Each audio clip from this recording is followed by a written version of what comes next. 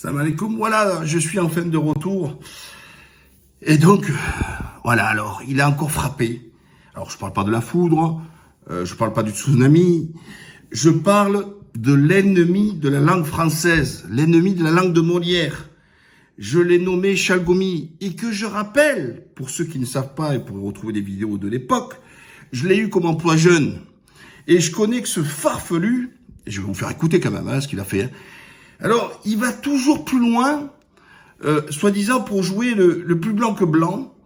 Enfin bref, je vais vous faire écouter et bien sûr, je vais commenter aisément parce qu'il y a de quoi commenter. Il est là, le héros national ou international. Donc, alors a priori, il faut sous-titrer, mais bon, essayez de comprendre quand même. Hein. Alors, il est où là? Attendez, voilà. Allez, le poisson. La responsabilité des parents. J'ai un beau chapitre et thème. Il parle France Akbar. Oui. Ça provoque un peu, mais c'est la réalité. Oui, on dit plus Allahu Akbar, ce serait France Akbar. France Akbar. Oui, elle est grande cette République. Elle est grande. Elle donne la place à Chalgoumi. La responsabilité des parents. Alors, il laisse la place à Chalgoumi. La République. Alors, il faut savoir que, et je vous l'ai dit, je l'ai comme, il sait pas ce que c'est la République. Hein. Déjà, lui, qui était venu de l'étranger, je rappelle quand même qu'il était formé au Pakistan, en Syrie, tout ça, etc. Et qu'il était imam à Bobigny, au foyer Sonacotra là-bas, et qui disait tout le contraire de ce qu'il dit maintenant. Moi, alors, il y a des Français qui me disent, mais Mourad, il parle bien, cet imam. Enfin, il parle bien. Enfin, de ce qu'on comprend de ce qu'ils disent, il parle sur le fond, hein, pas sur la forme, où il assassine, il aime tellement la France, il aime tellement la République, qu'il insulte sa langue. D'accord? Voilà, vous l'avez compris. Le mec, ça fait 25 piges qu'il est là, et le français, c'est toujours son ennemi. Et je rappelle qu'il vit pas en France, il vit aux Émiratis, et financé par les Émiratis. Personne n'a enquêté sur d'où vient le pognon. Qui finance ce mec? Qui finance ces costards? D'accord? Et j'ai témoigné, moi, pour une personne qui a été poursuivie pour diffamation par Chalgoumi, d'accord? Et j'avais été au tribunal à Paris, et ce Chalgoumi ne s'était même pas présenté, et là, le trésorier de l'association, soi-disant des imams, c'était un membre du CRIF, parce qu'en fait, il avait traité comme serpillère du CRIF. Et d'ailleurs, je suis content parce que la personne a été relaxée, etc. Mais pour revenir pour ceux qui disent, ouais, mais c'est bien, il aime la France, la République, là, tout le truc, tout ça, etc. Oui, mais sauf que, méfiez-vous de ceux qui disent ce que vous voulez entendre. Moi, je préfère quelqu'un qui est frontal, au moins je sais où j'en suis, que celui-là. Parce que moi, ce mec-là, il tenait pas les mêmes discours avant. Et c'est ce que vous appelez, vous, des extrémistes. D'accord? Voilà, il avait un tout autre discours. Mais, pris en charge par les renseignements généraux et tout ça, etc., il a été pris sous la main du CRIF, et c'est devenu une marionnette. Et qui est là pour vous dire, en gros, alors, bien sûr, le mec était un peu jeune chez moi, vous avez compris le niveau, hein, on a pas réussi à le mettre d'aplomb, et en plus, il veut jouer le sociologue, des fois, hein, alors qu'il connaît pas la France, hein. Je vous dis, il connaît le 93, mais il connaît pas le 94. Voilà, ça c'est clair. Et là, chaque fois, il me fait, je suis menacé, je suis les membres de la République, j'aime la République. Alors déjà, parce que je combats le terrorisme, je combats l'extrémisme, je combats tout ça. Perso, je combats, moi, l'extrémisme, je suis sans pitié. Même avec les mecs qui foutent les racailles, tout ça, je suis sans pitié. Pourquoi je suis pas menacé? 99% des musulmans sont très clairs là-dessus. Ils sont contre l'extrémisme, ils sont contre les terroristes, tout ça, mais sans aucune ambiguïté, sans des mais. Et pourtant, ils sont pas menacés. Non, lui, il joue encore la victime, soi-disant qu'il serait menacé par les extrémistes qui l'en voudraient. Non. Chaque musulman bien constitué, français de confession musulmane, bien constitué, ne peut avoir que la rage contre lui.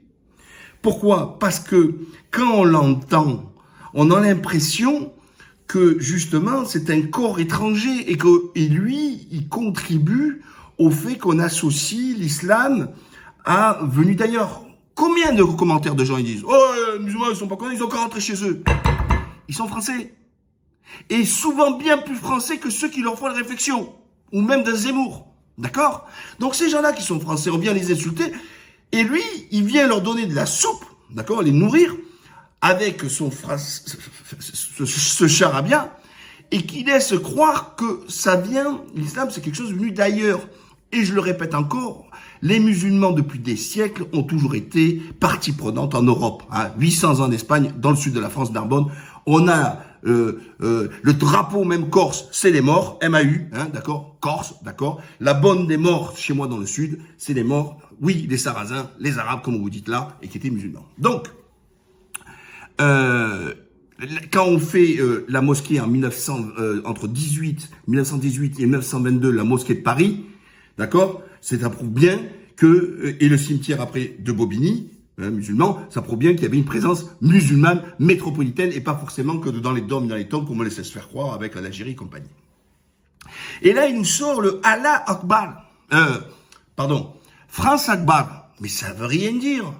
Mais vous voyez, il en fait tellement, il pousse toujours le bouchon plus loin, alors que, vous voyez, pourtant la France, comme on dit, c'est la fille de l'Église et tout ça, etc. Mais ils disent le Père, le Fils et le Saint-Esprit, d'accord? Mais ils disent pas le Père, le Fils et la République. Mais non, ça n'a rien à voir. C'est deux concepts complètement différents. Un spirituel et l'autre, c'est un système politique d'un pays, voilà. Et la religion n'est pas propre à un pays. La religion a une vocation universelle pour les religions monothéistes et donc qui englobe le monde entier et ne se focalise pas sur un territoire, voilà. Et donc, et là, il fait tellement il pousse. Et bien sûr, vous avez où il était, à la maison, à domicile, Radio J, vous l'avez compris. Et là, il vous dit, est-ce que vous avez vu les Juifs dire Baruch Hashem, République, tout ce etc. Non. Ce qui est du spirituel est du spirituel. Ce qui est du patriotisme ou du schéma politique, c'est du schéma politique. D'accord?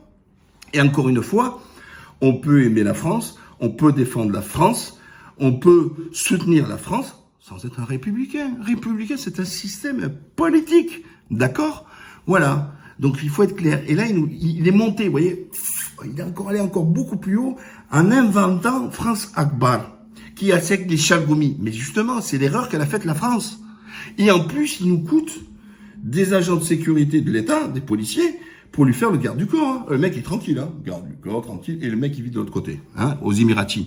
Encore une fois, ça prouve bien que nos services sont complices de lui, d'accord? C'est compris que les médias sont complices de lui.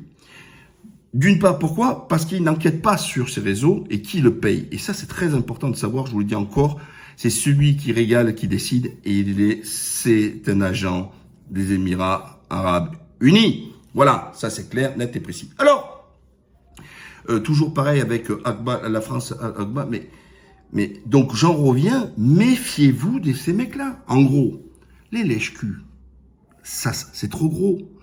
Et posez-vous la question, s'il n'a pas de musulmans derrière lui, et je vous l'ai dit, il est même pas capable de remplir une réunion dans une cabine téléphonique. Bon, pour les plus anciens, vous rechercherez sur Internet, pour les plus jeunes, pardon, qu'est-ce que c'est une cabine téléphonique, parce que ça n'existe plus depuis longtemps. Mais c'est pas parce que il prend des positions courageuses. Et vous le voyez là, il est sur Radio J, il est toujours avec qui? Malek Atler et tout ça. Il est que avec les gens du CRIF. Il est jamais avec des musulmans. C'est impressionnant. C'est comme si vous voyez un rabbin ou un curé toujours à la mosquée ou qu'avec entouré de musulmans. C'est un peu étrange quand même. Donc voilà. Il y a personne qui veut prier derrière lui. D'accord? C'est clair. Voilà.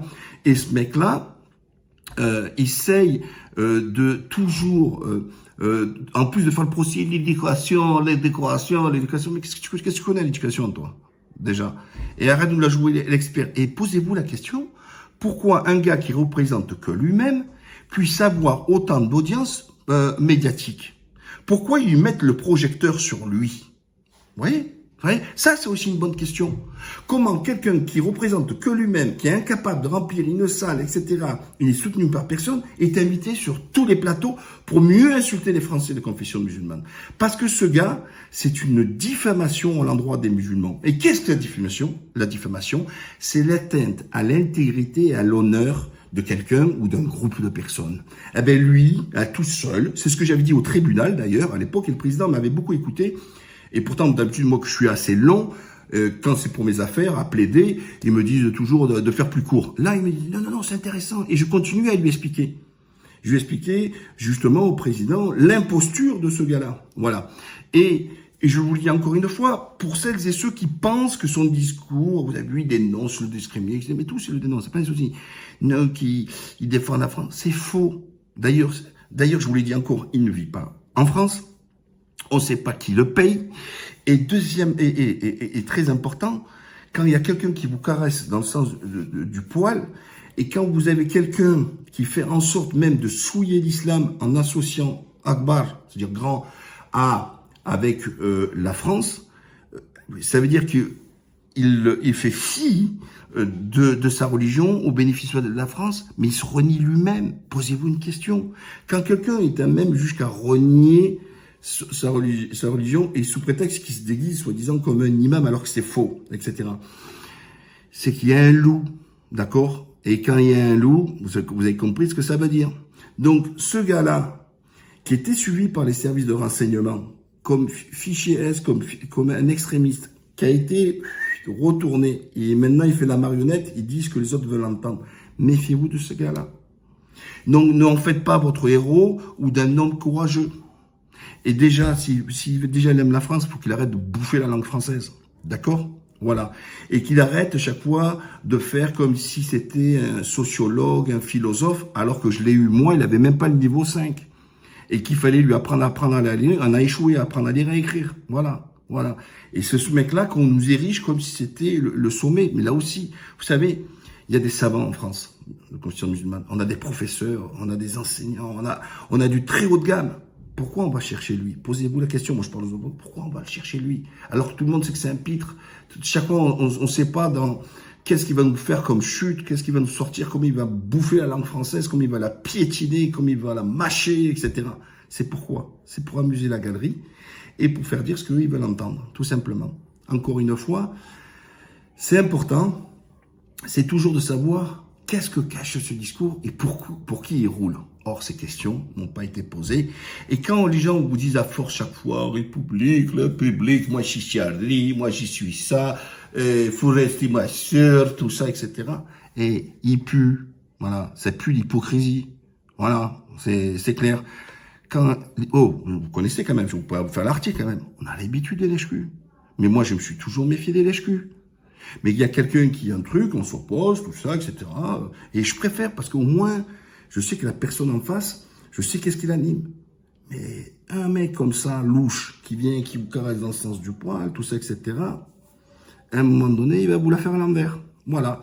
Donc, comme ils appellent, eux, la taquilla, qu'ils aiment bien en parler, le roi de la taquilla, c'est Chalgoumi. Allez, et moi, je dis pas France Akbar, je dis Allah Akbar. À la prochaine.